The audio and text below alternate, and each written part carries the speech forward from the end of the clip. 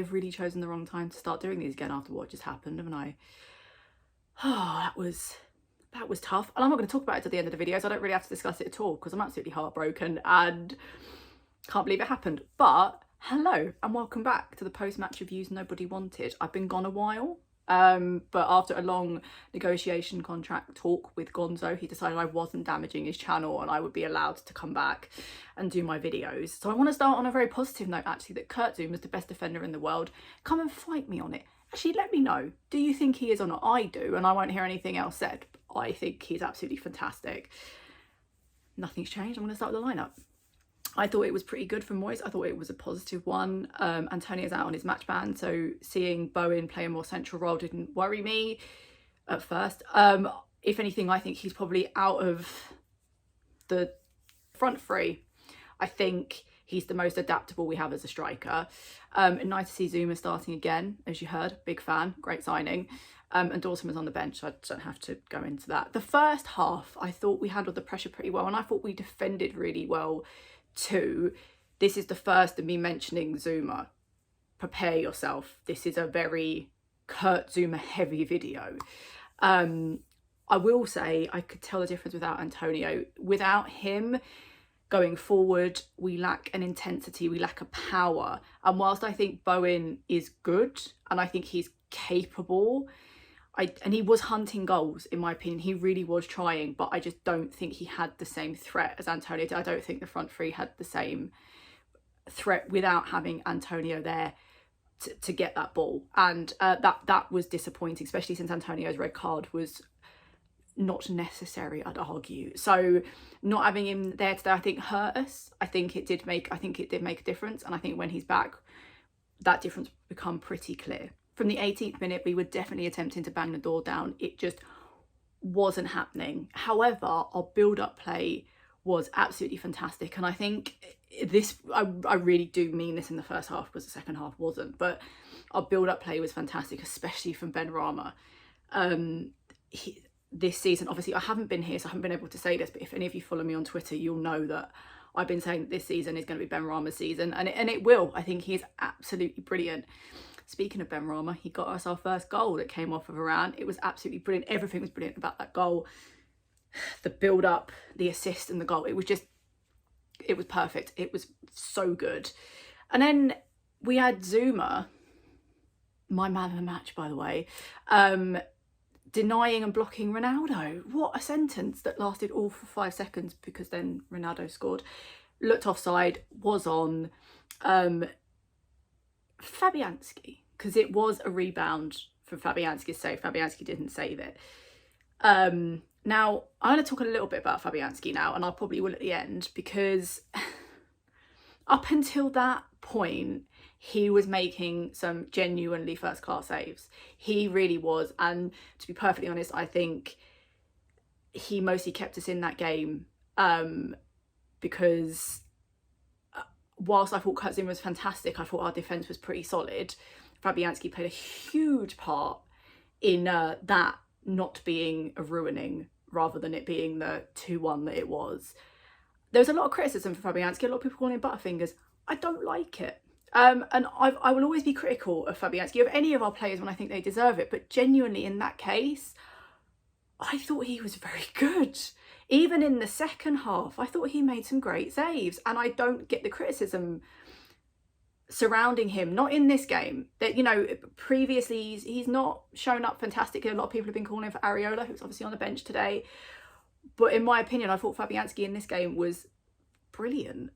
So yeah, overall the first half we were good, definitely lacking danger. I think had Antonio been there may have been a few more goals from us. Now the second half was sloppy. We looked tired, which isn't going to surprise anyone, I imagine. It certainly doesn't surprise me. We sat back a lot. It was if we were waiting for United to get their goal, which came very late actually, which surprised me. We were making bad passes, we were making mistakes, we were giving them so many set pieces that was just completely unnecessary. Souček for me had been off the boil all game. It could just be that he's tired, you know. Kroll could have come on for him in the second half, I think. Moyes didn't do it, but in my opinion, I think Souček needed a rest. I would like to see a rested for our cup game. I think it would be an error to keep playing Souček as we are. He was just struggling. But my standout player, as not going to surprise anyone, is Zuma. I mean, he is 100% a fantastic signing for us. He's a steal. He really is. Dare I say it, he's going to be our bastard. He has no disregard for other players. He just defends with his life for us, which I can't ask for anything more. I don't think any of us can ask for anything more. He's just going to be such a good signing for us. Dare I say he's going to be our bastard? Just a very smiley one. He's going to be a dangerous bastard. A happy bastard's the worst kind. So for me, Zuma, as I said, man of the match, he was just a standout player for us. He was the standout player for us today.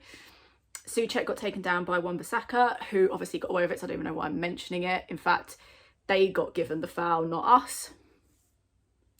Atkinson obviously turned a very blind eye to that one.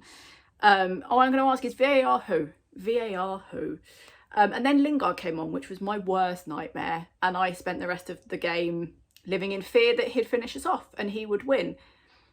And he did.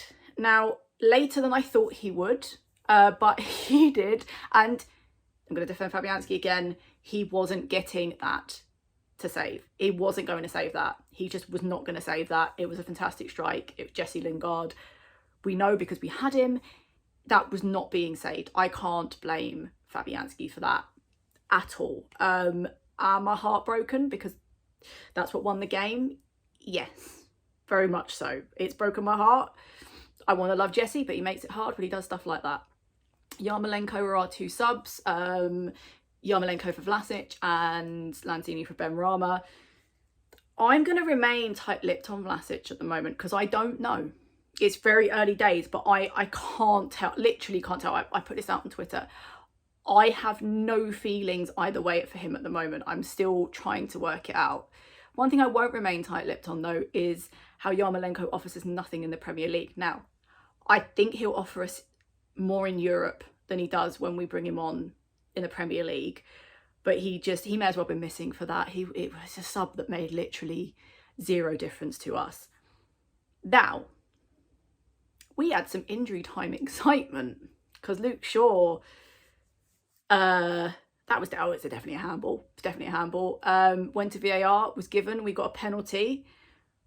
I wondered who would take it, and then I saw Mark Noble on the sidelines coming on. So we had a penalty that led to a shithouse substitution, which led to Mark Noble missing a penalty, and I'm so heartbroken I don't really want to talk about it.